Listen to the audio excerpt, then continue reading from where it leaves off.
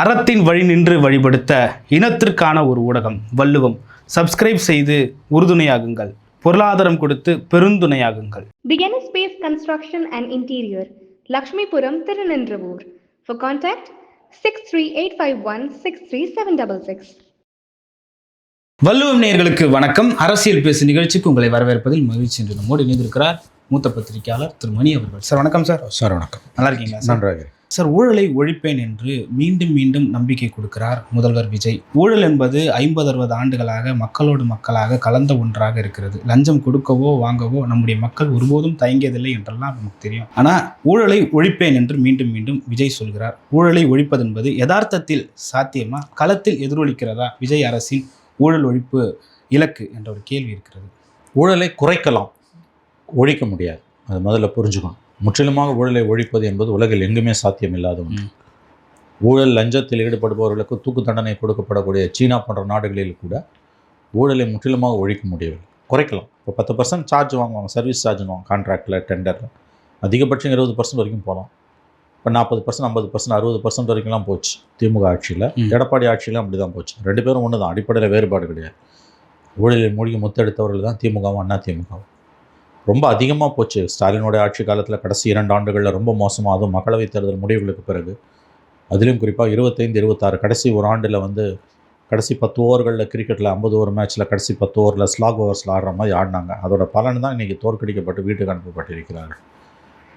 ஊழலை ஒழிப்பது என்பது 100% சாத்தியமற்றது. குறைக்கலாம், கணிசமான அளவுக்கு குறைக்கலாம். அது நடந்தால் கூட மக்களுக்கு ஒரு நிம்மதி தான், ரிலீஃப் தான், அது நிவாரணம் தான்.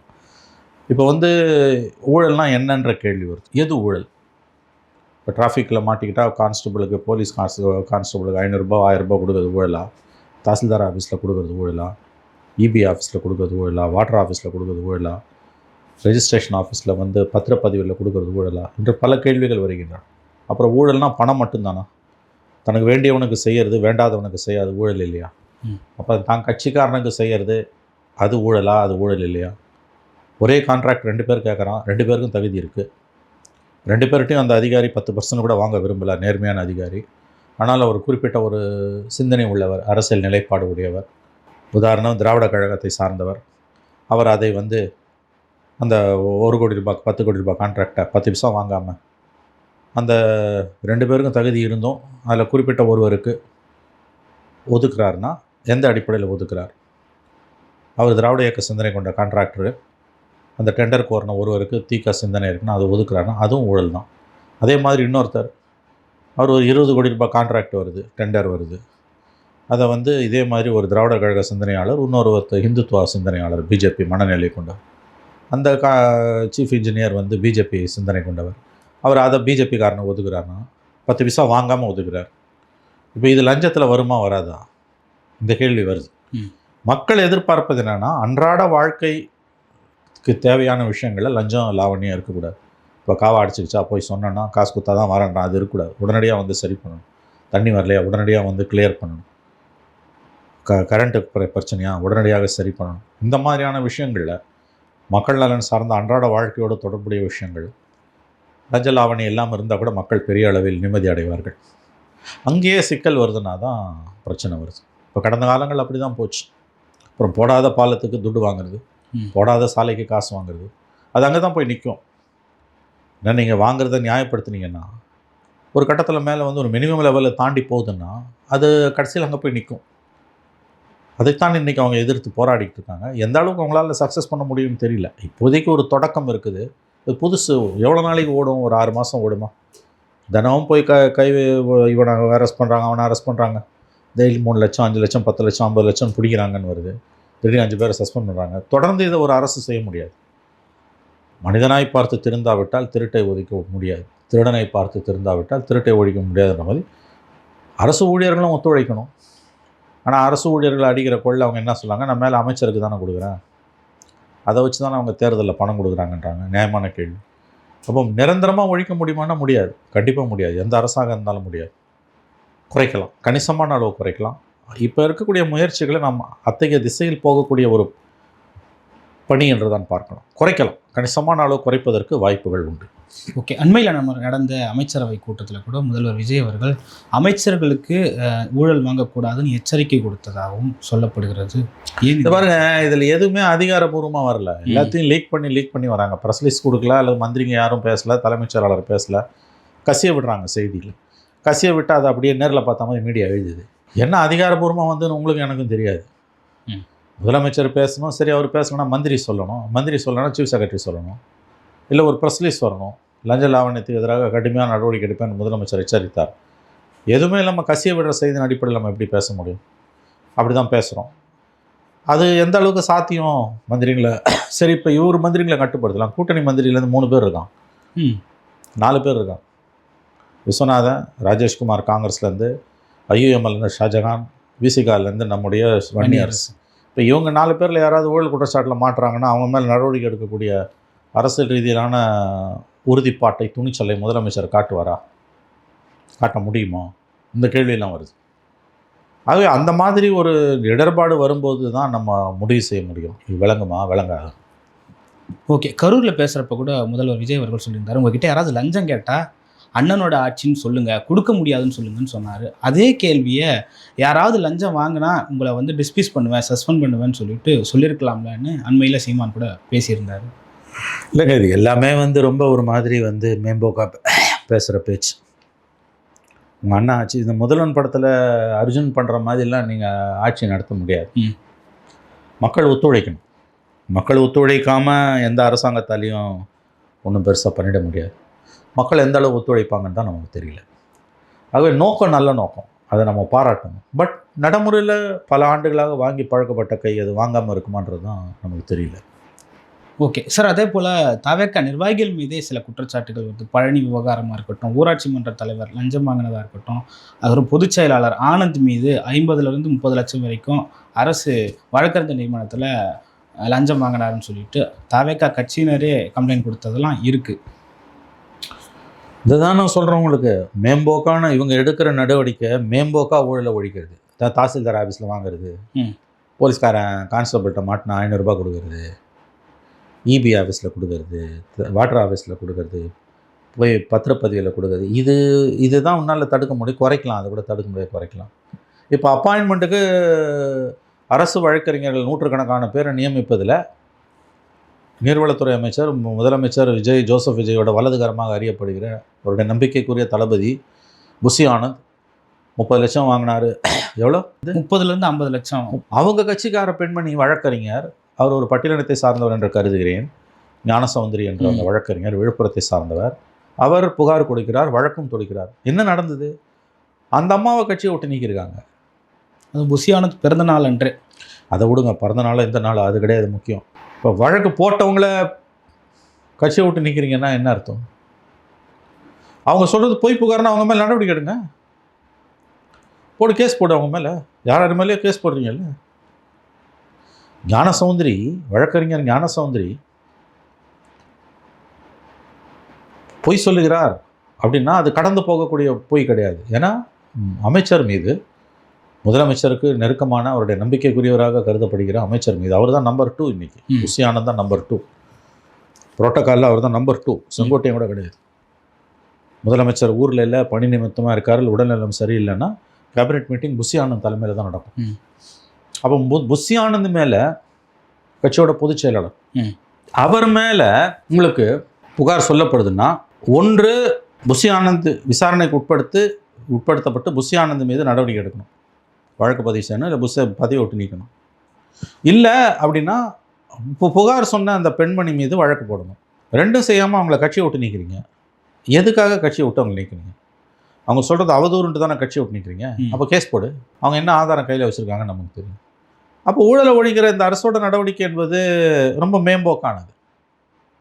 உங்கள் கட்சியில் இருக்கிற ஒரு பெண்மணி வழக்கறிஞர், உங்கள் கூட இருந்தவங்க, அவங்க மந்திரி மேலே ஒரு சார்ஜ், சாதாரண சார்ஜ் இல்லை, 100க்கும் மேற்பட்ட வழக்கறிஞர் நியமனத்தில் 30 to 50 லட்சம்னா வந்து கிட்டத்தட்ட 50-60 கோடி செலவாயிருக்கு, 50-60 கோடி ஊழல் நடந்திருக்குது அப்படின்னு அவங்க சொல்கிறாங்க. ஒன்று அவங்க சொன்ன குற்றச்சாட்டு மேலே நடவடிக்கை எடுத்து புஷி ஆனந்த் மேலே நடவடிக்கை எடுக்கணும், இல்லை அவங்க பொய் புகார் சொன்னாங்கன்னு அவங்க மேலே கேஸ் போடணும். ரெண்டுமே நடக்கலை. அவங்க கட்சியை விட்டு நீக்கிறீங்க. கட்சியை விட்டு நீக்கிறது எப்படி தண்டனை ஆகுமா என்ன? ஆகவே பல விடை தெரியாத கேள்விகள் இருக்கின்றன, முரண்பாடுகள் இருக்கிறது. புது கவர்மெண்ட் வந்திருக்குது, ஒரு 6 மாதமாக அது பார்க்கணுன்றதுக்காக பெரிய அளவில் குறைகளை சொல்லாமல் வாய்மூடி இன்று சிலர் மௌனியாக இருக்கிறார்கள். எல்லாத்துக்கும் பிரச்சனை பண்ணிகிட்டு இருக்கக்கூடாது, திமுக பண்ணுற மாதிரி.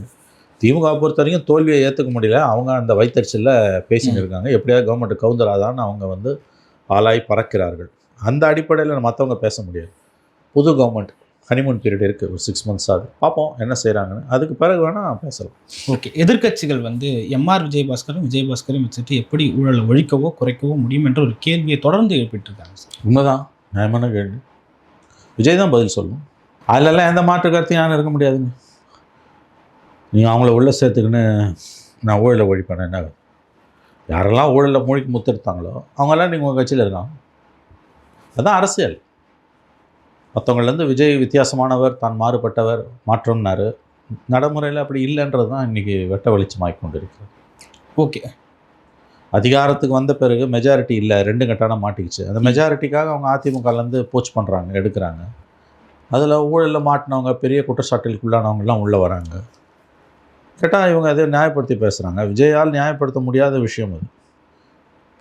விஜயபாஸ்கர் மாதிரியான ஒருவரை நீங்கள் கட்சியில் சேர்க்குறீங்கன்னா பேசுகிறதுக்கு எதுவுமே கிடையாது. அடுத்து என்ன நடக்கும் கட்சியில் அது விளங்குமான்றதுக்கு அந்த சம்பவமே சாட்சி. அதை பற்றி பேசி விவாதம் பண்ணி பட்டிமன்றம் நடத்தி பரிமேலழகர் பொழிப்புரை எழுத வேண்டிய அவசியமே கிடையாது. ஓகே சார், லாக்அப் மரணம் ஒரு பெரிய பேசுபொருளாக 2-3 நாட்களாக இருக்குது. அந்த மரணத்திற்கு விஜய் வாய் திறக்கலை. விஜய் வந்து ஒரு இரங்கல் செய்தி கூட போடலை அப்படின்னு சொல்லிட்டு ஒரு பேசுபொருளாக இருக்குது. எப்படி பார்க்குறீங்க? பேசியிருக்கணுங்க, அவர் கண்டிப்பாக பேசியிருக்கணும், வருத்தம் தெரிவிச்சிருக்கணும், முதலமைச்சரை கண்டிச்சிருக்கணும். தவறு தான், அவர் அப்படி பேசாமல் விட்டது தவறு. சார், போன ஆட்சியில் சாரி வேண்டாம் நீதி வேண்டும்னு ஒரு பெரிய ஆர்ப்பாட்டத்தை முன்னெடுத்தார். கிட்டத்தட்ட திமுக ஆட்சியில் யாரெல்லாம் லாக்அப் டெத்தில் மரணித்து போனார்களோ அவர்களோட பெற்றோர்களை கூப்பிட்டு மேடையில் உட்கார வச்சு விஜய்ன்னு சொல்லிட்டு பேசுகிறார். இந்த ஆட்சியில் அமைதி காக்குறாரு. அதுதான் முரண்பாடு. ஆட்சிக்கு வந்தால் என்ன நடக்குமோ, ஆட்சிகள் மாறினாலும் காட்சிகள் மாறலைன்றது. லாக்அப் டெத்தில் இறந்தவங்களெல்லாம் அழைச்சி ஒரு மேடையிலே வச்சு பேசினார். இந்த ஆட்சியில் அது நடந்துக்கிட்டு தான் இருக்குது. காவல்துறையை இன்னும் அவர் தன் கட்டுப்பாட்டுக்குள் முழுவதும் எடுக்கவில்லை என்றது தான் இது காட்டுது. ஆட்சிகள் மாறினாலும் காட்சிகள் மாறவில்லை. அவர்கள் விழித்து கொள்ள வேண்டும், இல்லைன்னா வரும் காலங்களில் அவங்களுக்கு கஷ்டம்தான். கரெக்டு சொன்ன மாதிரி வந்து அவங்க லாக்அப் டெத்தில் இறந்தவங்களோட குடும்பங்களை மேடையில் அழைச்சி அவங்களுக்கு நிவாரணம் கொடுத்து பேசுனீங்க. இன்றைக்கு உங்கள் ஆட்சியிலே நடக்குது. இப்போ யார் மேடை போட்டு பேசுறது? இந்த கேள்வி வரும்ல. அடுத்து மேடை போட்டு யார் பேசுவது? சார், இந்த கேள்வி எடப்பாடி பழனிசாமி கேட்கும்பொழுது சாத்தான் குளம் மறந்துட்டீங்களா என்ற ஒரு பதிலை டிவிக்கு ஐடிவிங்கிலேருந்து போடுறாங்க. இது மாறி மாறி அது பண்ணதால தான் அவர் வீட்டுக்கு போனார். சாத்தான்குளம் ஐடிவிங்க சாத்தான்குளம் சம்பவத்தால் தான் அவர் வீட்டுக்கு போனார். யார்? எடப்பாடி வீட்டுக்கு போனார். இப்போ அதே சம்பவம் உங்கள் ஆட்சியில் நடந்ததுன்னா அப்போ நீங்களும் வீட்டுக்கு போக போகிறீங்களா? எடப்பாடி எதிர்க்கட்சி தலைவர் இன்றைக்கு ஒரு கருத்தை சொல்லுகிறார். உடனே அதுக்கு நீ உன் ஆட்சியில் தான் சாத்தான்குளம், அப்போ உங்கள் ஆட்சியில் எதுக்கு நீங்கள் இருக்கீங்க? நீங்கள் அதெல்லாம் நடந்து தானே அவங்கள மக்கள் வீட்டுக்கு அனுப்புனாங்க. இப்போ அதுலேருந்து நீங்கள் பாடம் கற்றுக்கலன்னா ஆக இவையெல்லாம் தவறான பதில்கள். நீங்கள் வந்து எதிர்க்கட்சி தலைவராக முன்னாள் முதலமைச்சராக அவருக்கு உரிமை உண்டு, கேள்விக்கு பதில் சொல்லுங்கள். நீ ஓகேமான்னு கேட்குறது ரொம்ப ரொம்ப தவறான ரொம்ப தவறான ஒரு அணுகுமுறை. அதை அவங்க தொடர்ந்து செஞ்சுக்கிட்டு இருக்காங்க. இது கண்டினியூ ஆச்சுன்னா மக்கள் மத்தியில் அவர்கள் நிராகரிக்கப்படுவார்கள். மறந்துடுங்க. இன்னொன்று ஞாபகம் வச்சுக்கோங்க, ஒன்றும் தனி மெஜாரிட்டியோடு இவங்க ஆளலை. 18 சீட்டு துண்டு விழுது. தனி மெஜாரிட்டி இருந்து இவ்வளோ பேச்சு பேசினா கூட பரவாயில்ல. மக்கள் வந்து யாருக்கும் மெஜாரிட்டி கொடுக்கல. அப்போ எல்லாரையும் கலந்து ஆலோசித்து அரவணைச்சு போகிறது தான் அரசுக்கு நல்லது. இல்லைனா பெரிய அளவில் பிரச்சனைகள் வரும். ஓகே சார், குதிரை பேரம் தொடர்பாக தொடர்ந்து 4 பேர் 5 பேர் 3 பேர்னு திருநாகரசு உட்பட எல்லாரையும் கைது பண்ணிட்டு இருக்காங்க. ஒரு பத்திரிகையாளர்கள் கூட விசாரணை என்ற பேரில் தொடர்ந்து 2-3 நாள் விசாரணைக்கு உட்படுத்தினாங்கன்னு சொல்லப்படுது. உண்மையிலே குதிரை பேரம் நடக்கிறதா, குதிரை பேரத்தில் திமுக ஈடுபட்டிருக்கிறதா என்ற ஒரு கேள்வி இருக்குது. தெரியாதுங்க. இந்த வழக்கு குறித்து நான் பெரிதாக எதுவும் பேச விரும்பவில்லை. ஏனெனில் இது விசாரணை நடந்து கொண்டிருக்கிறது. யாரையும் அழைத்து விசாரிக்க காவல்துறைக்கு உரிமை உண்டு, அதை மறந்துடாதீங்க. சட்டத்திற்கு அப்பாற்பட்டவர்கள் என்று யாருமே கிடையாது. சட்டத்திற்கு அப்பாற்பட்டவர்கள் யாருமே கிடையாது. ஜனாதிபதியே தப்பு செஞ்சாலும் நீதியின் முன் நிறுத்தப்பட வேண்டும். இதில் தப்பு நடந்திருக்கா இல்லையா நமக்கு தெரியாது. சம்மந்தப்பட்ட ஒரு முன்னாள் அமைச்சர், சம்மந்தப்பட்டதாக சொல்லப்படுகிற முன்னாள் அமைச்சர் செந்தில் பாலாஜி அவர் தம்பி 2 பேரும் இன்றைக்கி முன்ஜாமீன் வாங்கியிருக்காங்க. மற்றவங்களுக்கு ஜாமீனே கிடைக்கல. தொடர்ந்து காவல்துறை விசாரித்து கொண்டிருக்கிறது. ஒரு பத்திரிகையாளரை அழைத்து விசாரித்திருக்கிறார்கள். இன்னும் ஓரிரு டிவி ஆங்கர்ஸ், யூடியூப் ஆங்கர்ஸை விசாரிக்க போகிறோம்னு காவல்துறை சொன்னதான் நேற்று இந்த ஹிந்து ஆங்கில நாளிதழில் செய்தி வந்திருக்கிறது. விசாரிப்பதற்கு, விசாரணைக்கு எவரையும் அழைக்கக்கூடிய உரிமை காவல்துறைக்கு உண்டு. இதை மறந்துவிடக்கூடாது. ஆக இந்த கட்டத்தில் இந்த வழக்கு குறித்து இதற்கு மேல் நான் எதுவும் சொல்ல விரும்பவில்லை. குற்றப்பத்திரிகை தாக்கல் செய்யும்பொழுது தான் நமக்கு உண்மை வெளியில் வரும். ஓகே, திரும்பவும் சொல்கிறேன், விசாரணைக்கு எவரையும் அழைக்கக்கூடிய உரிமை காவல்துறைக்கு உண்டு. இதில் முன்னாள் திமுக மந்திரி செல்வாக்குமிக்க செந்தில் பாலாஜி அவருடைய தம்பி பெயர் அடிபடுவதால் வழக்கு தீவிரத்தன்மை கொண்டதாக மாறுகிறது. ஏதோ சில ஆதாரங்களின் அடிப்படையில் தான் காவல்துறை இந்த வழக்கை நடத்தி கொண்டிருப்பதாக நான் அறிகிறேன். ஒன்றுமே இல்லாமல் பூஜ்ஜியத்திலேருந்து வெறும் சைபர்லேருந்து ஒரு 10 பேரை ஃபிக்ஸ் பண்ணி சம்மந்தமே இல்லாத 10 பேரை தூக்கின்னு வந்து அரெஸ்ட் பண்ணிட்டாங்கன்னு நான் நம்பலை. ஏதோ சில ஆதாரங்கள் இருக்குது. பட் அவை சரியான ஆதாரங்களா, நீதிமன்றத்தில் நிற்குமானா அது நமக்கு தெரியாது. இந்த கட்டத்தில் காவல்துறையை குறை சொல்வதற்கு எதுவும் இல்லை என்று தான் எனக்கு படுகிறது. ஆகவே இதற்கு மேல் நான் இதற்கு எதுவும் சொல்ல விரும்பவில்லை. அதே போல் தாவேக்காவும் குதிரை பேரத்தில் ஈடுபட்டிருக்காங்கன்னு தொடர்ந்து இபிஎஸும் தினகரனும் குற்றச்சாட்டை வச்சுக்கிட்டே இருக்காங்க சார். இதில் தினகரன் சொல்கிறது நியாயமான குற்றச்சாட்டு. அதில் காவல்துறை நடவடிக்கை எடுக்காது தவறு. ஏன்னா அவர் கவர்னர்கிட்டே போய் புகார் கொடுத்தாரு. அந்த அவர் கடிதம் எழுதினதை தாவேக்காரங்க யூடியூப்பில் எடுத்தாங்க. உங்களுக்கு தெரியும், வீடியோ எடுத்தாங்க. கிண்டி காவல் நிலையத்தில் புகார் பதிவு செய்யப்பட்டது. ஆனால் முதலமைச்சராக விஜய் பதவியேற்ற உடனே வழக்கின் தன்மை மாறியது. ஏன்னா ஆளுங்கட்சி பக்கம் போயிடுச்சு. தினகரன் சொல்வது சரி, தினகரனுக்கு அதை பேசுவ தார்மீக உரிமை உண்டு. அது சீரியஸ் குற்றச்சாட்டு, கண்டிப்பாக அதில் விசாரணை வேண்டும். ஆனால் எடப்பாடி சொல்கிறது எனக்கு தெரிஞ்சவங்க ராஜினாமா பண்ணுறாங்க. ராஜினாமா பண்ணுறதை யாரும் தடுக்க முடியாது, அது ஞாபகம் வச்சுக்கோங்க. ஓகே, ராஜினாமாவையும் 3ல் 2 பிரிஞ்சு போகிறதையும் தடுக்க ஒன்றா நம்ம சேர்க்க முடியாது. தினகரன் சொல்கிறது கரெக்ட், எடப்பாடி சொல்வதை நான் முழுவதுமாக நிராகரிக்கிறேன். இன்னும் சொல்லப்போனால் எடப்பாடி செய்து கொண்டிருக்கக்கூடிய ஒரே காரியம், ஜெயலலிதா மரணத்துக்கு பிறகு கிட்டத்தட்ட இந்த 9.5 ஆண்டுகள், டிசம்பர் வந்தால் 10 வருஷம் முடிய போகுது, அதிமுகவை அழித்தது தான் எடப்பாடியின் ஒரே சாதனை. அந்த அம்மா உயிரை பணையம் வச்சு 2016 எலெக்ஷனில் கேம்பெயின் பண்ணி ஆட்சியை கைப்பற்றி இவங்கக்கிட்ட அதிகாரத்தை கொடுத்துட்டு 6 மாதத்தில் செத்து போனாங்க. இவங்க 4.5 வருஷம் அதை அனுபவித்தாங்க. கட்சி கரைஞ்சிக்கிட்டு இருக்குது. யாரையும் அரவணைச்சு போக அவர் தயாராக இல்லை. இது வரைக்கும் தோல்வி ஒன்று தான் அவர் தலைவரான பிறகு அதிமுக வந்துக்கிட்டு இருக்குது. விரும்பி ஓடுறான், அதை யாரும் தடுக்க முடியாது. ஒருத்தனோட ராஜினாமாவை யாரும் தடுக்க முடியாது. அதை குதிரை பேரன்ற கேட்டகரிக்குள்ளே கொண்டு வர முடியுமான்றது மிகப்பெரிய கேள்வி. அதனால் எடப்பாடி சொல்கிறதுல எனக்கு உடன்பாடு இல்லை. பட் டிடிவி சொல்கிறது உண்மை, அது குதிரை பேரத்தில் தான் வரும். டிடிவி சொல்கிறதுல தீவிர விசாரணை தேவை. அதனால் இதை ரெண்டையும் பிரித்து பார்க்கணும் தான் நான் விரும்புகிறேன். ஓகே, எம்ஆர் விஜயபாஸ்கர் அவர்கள் சொல்லியிருந்தாரு, விஜய் சைட்லேருந்து எங்களை அப்ரோச் பண்ணாங்க, அதனால் நாங்கள் வந்தோம் அப்படின்னு. அடுத்த நாளே இல்லைன்ட்டாரு. அதே போல் வைகோ அப்ரோச்சுன்றது என்ன அப்ரோச்? கொள்கைகளால் ஈர்க்கப்பட்டு தாவேக்கா கொள்கை உலகத்திலே சிறந்த கட்சி தாவேக்கான்னு நினச்சி போனால் அதை எப்படி தடுப்பேன்? பணம் இருக்குன்றது மட்டும் என்ன ஆதாரம்? அது சொல்லு. பணம் எங்கே இருக்குது, மணி ட்ரையல், இதெல்லாம் கண்டுபிடிக்காமல் நீங்கள் 19 ரூபா ஒருத்தன் இதை பாருங்கள், ராஜினாமாவை தடுக்கவே முடியாதுங்க. அது ஞாபகம் வச்சுக்கோங்க. ஒருத்தன் ராஜினாமா பண்ணுறான்னா அது தடுக்க முடிப்ப. ஒருத்தன் போய் சேரும்போது 3ல் 2 பங்கு தான் கட்சி தவிர தப்பிச்சிடலாம். நம்ம வாய் என்ன பேசும்? ஓகே, நான் தான் ரிசைன் பண்ணிட்டு போக வேண்டியதானடா. நம்ம அப்படி தானே கேட்போம். இப்போ ரிசைன் பண்ணுறான், எது குதிக்கிறா, போய் அங்கே தோக்கடி. ராஜினாமாவை கட்சி குதிரை பேரன்ற கேட்டகரிக்குள்ளே கொண்டு வருவது என்பது ரொம்ப சிரமமான வேலை. அதை அப்படி பார்க்க முடியாது. டிடிவி சொல்கிறது உண்மை. டிடிவிக்கு நடந்தது அப்பட்டமான குதிரை பேரம், ஆள் பிடிக்கிற வேலை. சம்பந்தப்பட்டவர்கள் நிச்சயமாக சட்டத்தின் முன் நிறுத்தப்படணும். ஆனால் கவர்மெண்ட் அவங்க கவர்மெண்ட்டு ஆட்சி மாறினா வேணால் நடக்கும். ஆட்சி மாற்றம் நடந்தால் இது நடக்கும். இல்லை, ஆளுநர்கிட்ட கடிதம் கொடுத்தாரு. ஆளுநரால் ஒன்றுமே பண்ண முடியாது. ஆளுநருக்கு ஒன்றுமே ஒரு அதிகாரமும் கிடையாது. மோடியே நினச்சாலும் ஒன்றும் பண்ண முடியாது. ஞாபகம் வச்சுக்கோங்க. சிபிஐ விசாரணை வேணும்னா மாநில அரசு ஒத்துழைப்பு இல்லாமல் சிபிஐ விசாரணை வர முடியாது. அல்லது உயர்நீதிமன்றத்துக்கு போகணும். உயர்நீதிமன்றத்தில் தாவேக்கா விசாரணை இருக்குது. அது இந்த கேஸில், செந்தில் பாலாஜி கேஸில் சிபிஐ விசாரணை கேட்டு பெட்டிஷன் மெட்ராஸ் ஹைகோர்ட்டில் டிஸ்மிஸ் ஆகிருக்கு. அவ்வளோ சீக்கிரம் உத்தரவு கொடுக்க மாட்டாங்க. அதனால் சொல்ல மோடியே நினச்சாலும் இதை ஒன்றும் பண்ண முடியாது. அவங்க என்ன ஓகேம், ஆம் ஆத்மி கட்சியிலேருந்து 7 பேரை பிடிச்சிருக்கான், சிவசேனாலேருந்து பிரித்து எடுக்கிறான். விதவிதமாக அட்டூழியத்தை பிஜேபி பண்ணிகிட்டு இருக்கும்போது தமிழ்நாட்டை பற்றி பேச பிஜேபிக்கும் மோடிக்கும் எந்த தார்மீக உரிமையும் கிடையாது. இதை நீங்கள் புரிந்து கொள்ள வேண்டும். ஓகே, இடைத்தேர்தலில் வென்றால் கட்சியை மீட்டெடுத்து விடலாம் என்று எடப்பாடி பழனிசாமி நம்பிக்கை. அவர் இருக்க வரைக்கும் பை டிஃபால்ட்டாக கூட கட்சி ஜெயிக்க முடியாது. அவர் தலைவராக இருக்க வரைக்கும் அதிமுகவுக்கு வெற்றி என்பது ஒருபோதும் சாத்தியமில்லை. தலைமை மாறினால் வேண்டுமானால் சாத்தியப்படலாம். இன்றைக்கி கட்சியை அழித்ததை தவிர அவருடைய சாதனை என்று எதுவுமே இல்லை. எத்தனை தோல்வி. வெளியிலே போனவங்களெல்லாம் உள்ளே சேர்த்துருந்தா இன்றைக்கி ஓரளவு ஜெயிச்சிருக்கலாம். கூடுதல் இடங்களையாவது வாங்கியிருக்கலாம். எல்லாரையும் வெளியில் அனுப்பினார்ல அவர். இவர் தலைவராக இருக்கும் வரையில் அதிமுகவுக்கு மறுவாழ்வு என்பது சாத்தியமே இல்லை. ஓகே, ஜனநாயகன் படம் வருகிற 23ஆம் தேதி வெளியாக இருக்கிறது. அது திருவிழாவாக கொண்டாடணும்னு சொல்லிட்டு பொதுச் செயலாளரும் அமைச்சருமான ஆனந்த் சொல்கிறாரு. விக்னேஷ் என்ற இன்னொரு அமைச்சர், நான் முதல்வர்கிட்ட விடுமுறை வாங்கியிருக்கேன் அன்றைய தேதியில் அப்படின்னு சொல்லிட்டு சொல்லியிருக்காரு.